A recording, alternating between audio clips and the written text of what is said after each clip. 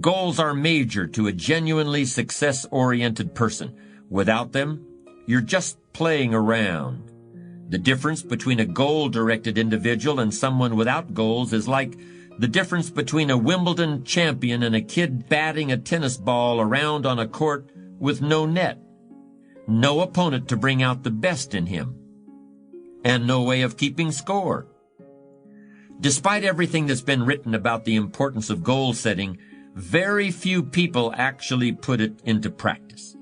It's always amazed me the way the average guy puts more thought and effort into planning his 2-week vacation than he devotes to planning his life.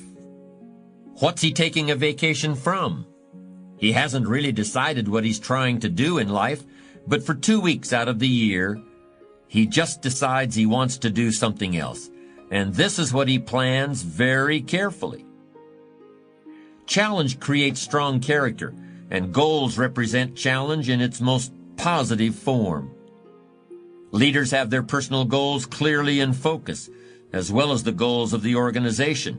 In fact, one of the principal responsibilities of leadership is defining goals for the vast majority of people who aren't able to do it for themselves. Over the years, I've developed some ideas about effective goal setting, and I'd like to share those with you in a moment.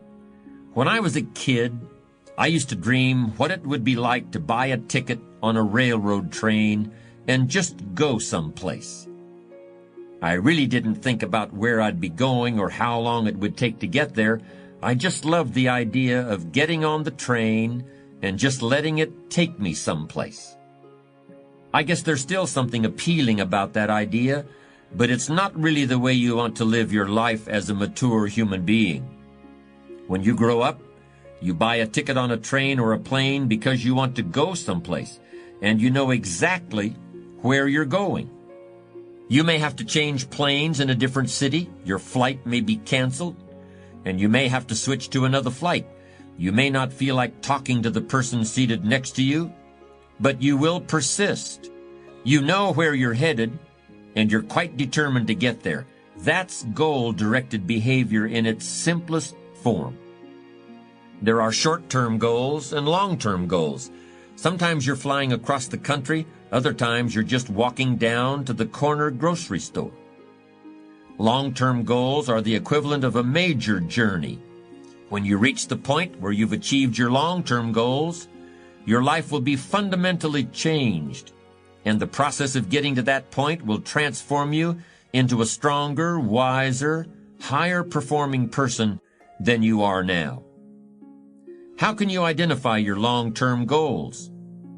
On a sheet of paper or in a notebook, write these 5 headings. Number 1, what do I want to do? Number 2, what do I want to be?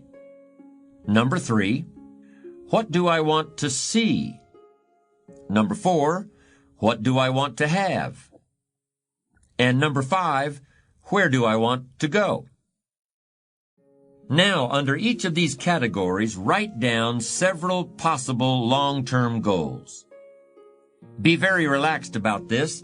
Just allow your mind to flow and come up with 3 to 6 ideas for each category. Don't worry about a lot of details at this point, and don't spend too much time describing a particular goal. In category number 1, for example, what do I want to do? Suppose you want to write a book about the history of your family, going back to the arrival of your great-grandparents in the United States. Just quickly jot down family history. Then as you look down the list of categories, it occurs to you that you've always wanted to see the pyramids in Egypt, so you write pyramids. Keep writing down ideas as long as the list of categories continues to inspire you. You'll probably be surprised at some of the things that turn up. You may have kept a great many desires and aspirations hidden in the back of your mind, but the opportunity to write them down will move them to the forefront of your consciousness. That's one of the benefits of this technique. When you're satisfied with your list of long-term goals, read through the list once again. Then, beside each item, Write the number of years that you believe it will take you to achieve that particular goal. It's best to round off the numbers into 1 year, 3 year, 5 year, 10 year categories. For example, you may estimate that it will take you 10 years to research and write the book on your family history. But you'll need only 5 years to get yourself into a position where you can take a trip to the pyramids. Create a time frame like this for every one of your long-term goals. Immediate goals, those that will take less than a year to achieve, are important too, of course, and we'll deal with those separately in a moment. When you're finished entering your time frames, there should be a fairly balanced distribution of all your goals. If there are many 1- and 3-year objectives, but only a few in the 10-year category, maybe you need to think more about what you really want your life to add up to. What kind of life you really want to build over the long run. But if there's a preponderance of 10-year goals and relatively few of the shorter-term variety, this may be an indication that you're putting things off, that you're focused too much on where you'll be at the end of the day and not enough on what you can accomplish right now. Keep working on your list, adding and subtracting goals with various time frames until you've created a more or less even distribution. Now comes the really challenging and interesting part. So far, you've just been adding things to the list, but now it's time to start making some selections. Now you're going to start asking yourself, what's really important compared to what might just be sort of fun?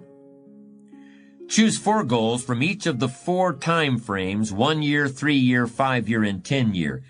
Now you have 16 separate goals. So far, you've only referred to them in shorthand fashion, but now you're going to start seeing them very, very clearly in your mind's eye. You're going to see each goal just as if it were being realized this very minute. And you're going to write down a detailed description of exactly what you see. Do you intend to open a handmade furniture store in 3 years? What will the store look like from the street out front? Will there be gold leaf lettering on the windows? Or will there be a sign hanging over the door instead? How many square feet will the store contain? Will there be a showroom area for the furniture in front and a workspace in back? Or will the furniture be built at a different location?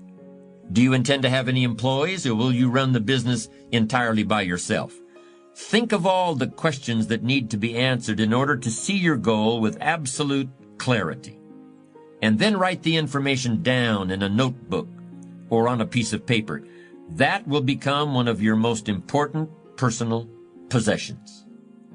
But that's not all. Any goal is a powerful motivator only if there's a powerful reason behind it. Why do you want to achieve your goals? Why do you want to own a handmade furniture store, or a private airplane, or a newspaper in a small town in Vermont? Why do you want to compete in a triathlon, or visit the Australian outback, or be the first woman in your family to earn a PhD? Write down your reasons for wanting each goal in the same degree of detail that you use to write your descriptions. If you can't find a clear and convincing reason for each of your 16 goals, do some serious reevaluating. You may have more whims or pipe dreams than real goals, and now is the time to make that discovery. Keep working on your list until you have 16 clearly envisioned, strongly motivating, long-term goals. Review what you've written at times, and keep track of your progress toward these objectives. Above all, persevere. Goal setting is a very important first step, but goal achievement is a continuous, lifelong process. That's what makes it so challenging. That's also why it's so extremely rewarding to finally attain your long-term goals. With regard to immediate goals, those that require anywhere from a day to a year to achieve, I recommend creating lots of objectives that can be accomplished in a month or less. Write them down. Read what you've written at frequent intervals. Keep track of your progress. And do something often that brings you closer to realizing these very short-term objectives. That way, you'll always have something to celebrate. These goals are not only important in their own right, they're also confidence builders and motivators toward a lifestyle based on perseverance and achievement.